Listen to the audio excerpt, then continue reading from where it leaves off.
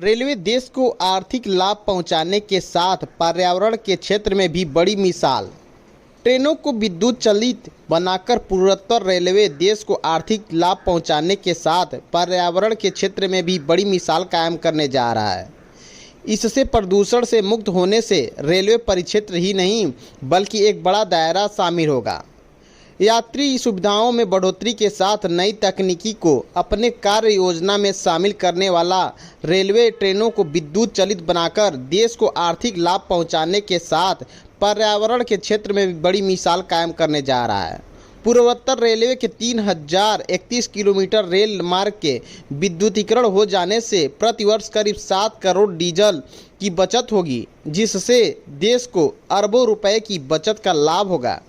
इससे प्रदूषण से मुक्त होने से रेलवे परिक्षेत्र ही नहीं बल्कि एक बड़ा दायरा शामिल होगा। आइए जानते हैं सीपीआरओ पंकज कुमार सिंह ने क्या कुछ कहा।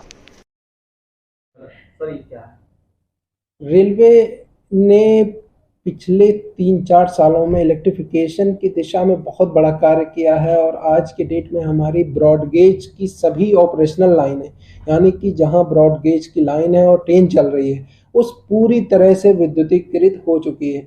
इससे पहले जो डीजल इंजन से गाड़ियां चलती थी, अब वो इलेक्ट्रिक इंजन से चल रही हैं, जिससे लगातार डीजल की बचत हो रही है।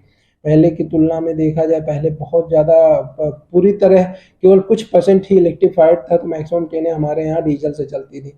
अब इलेक्ट्रीफाइड होने के कई फ़ायदे मिले हैं। पहला तो जो डीजल की सेविंग हो रही है, उसकी वजह से पैसे की बचत हो रही है। दूसरा, 1 लीटर अगर डीजल जो है जलता है तो उससे कार्बन डाइऑक्साइड जो प्रोड्यूस होता है वो लगभग 2.64 kg कार्बन डाइऑक्साइड उससे प्रोड्यूस होता है।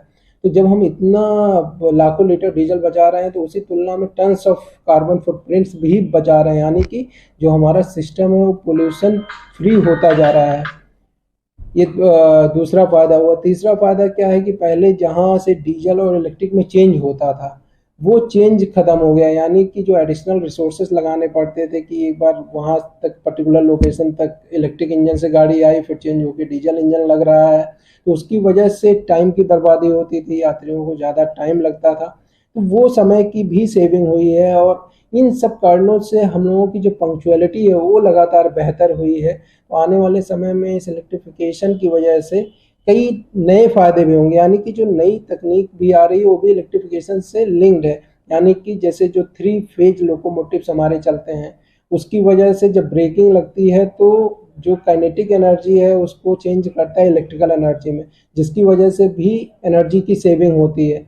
इसके अतिरिक्त हम लोग हेड ऑन जनरेशन पे ट्रेनें चलाते हैं। हेड ऑन जनरेशन चलने की वजह से क्या होता है कि जो बिजली पंखे कोचेज में जलते थे पहले, उसके लिए पावर कार लगती थी। पावर कार में भी डीजल का कंजम्पशन होता था। उस कंजम्पशन को भी समाप्त किया है हम लोगों ने हेड ऑन जनरेशन के माध्यम से, यानी कि अब जो बिजली है उसी से ही, जो पेंटो से सप्लाई इंजन को आती है, उसी सप्लाई से जो कोचेस में पंखे हैं, जो आपकी बिजली है वो चल रही है। तो ये सारी चीज़ें, जो सुविधाएं हैं वो ये काफ़ी बेहतर हुई हैं। तो लगातार हम लोग उन्नत तकनीक की ओर अग्रसर हैं, जिससे अल्टीमेटली यात्रियों को और जो आम लोग हैं, जो रेलवे से जुड़े हुए हैं, जो रेलवे लाइन के किनारे रहते हैं, उनको भी फ़ायदा मिलेगा।